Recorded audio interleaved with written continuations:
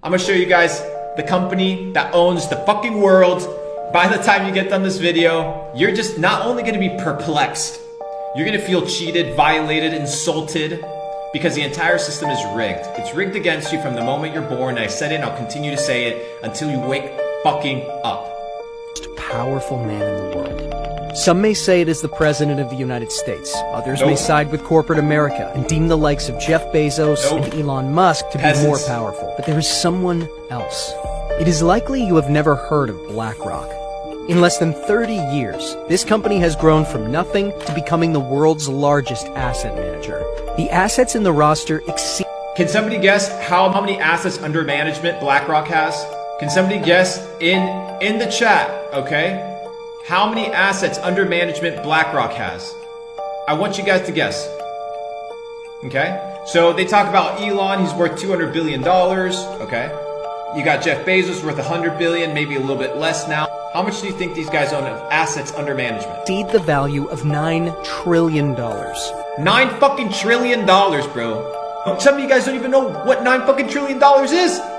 You can't even fathom it. These guys manage $9 trillion of wealth around the world. That means they dictate where they put the money and what is done with the money, and they have the influence because they control the money fucking supply, bro. And their net worth is equal to half of America's GDP. They run the fucking country.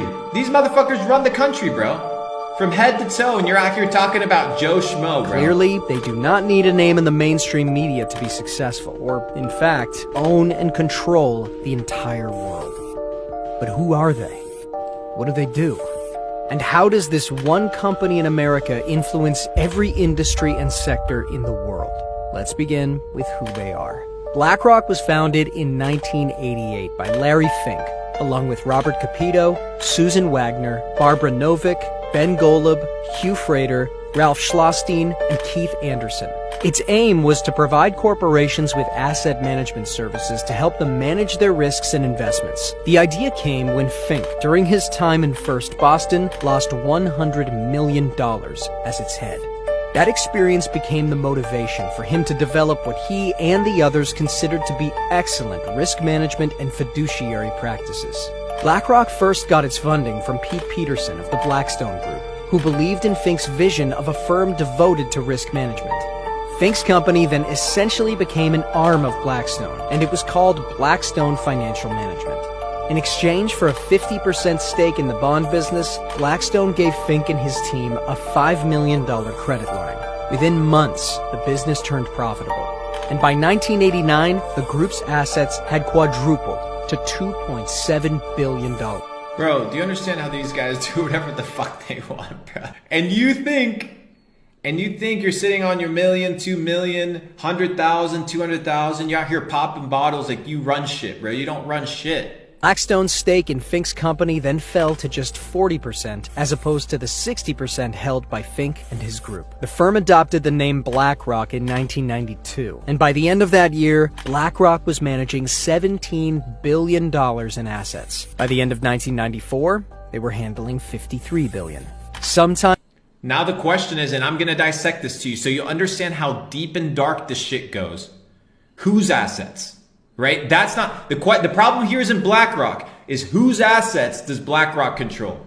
That's the crazy And shit. later that same year, Fink became the chairman and CEO of BlackRock Inc. The company went public in 1999 at just $14 a share on the New York Stock Exchange. And by the end of that year, they were handling $165 billion in assets. BlackRock grew both organically and by acquisitions. And in 2004, do you know what acquisitions means? That they bought everything. They bought it all. Every last bit of it. They bought all of it. You know how I know that they bought all of it? Chat, give me the name of a fucking company.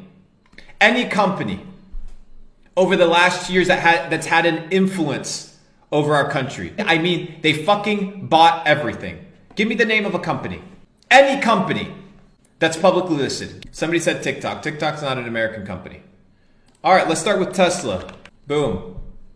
So what we do, okay, very simple, is we go right here, okay, and we go to holders.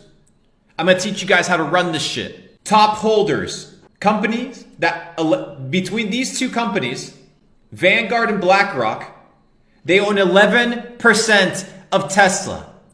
11% of Tesla. These two companies own 11% of Tesla. Give me another company. Somebody said Google? Alphabet. Holders. BlackRock, Vanguard. They own 12% of Amazon. More than all the top ones combined. More than the rest all combined. Give me another company. Did somebody say Facebook? We got Meta. Yeah, Zuckerberg's a bad dude. Zuckerberg's a bad dude. He makes the decisions. These motherfuckers own 14% of Facebook. They bought it all. All of it. Do you understand now what I'm trying to fucking convey? Are you still fucking asleep? Are you still fucking dumb? It's ridiculous. We got Disney. Guys, the system is fucking rigged. Oh, well, let's slow down for a second. Let's slow down for a second.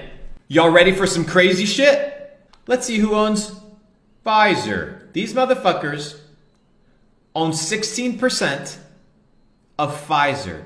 They own the world.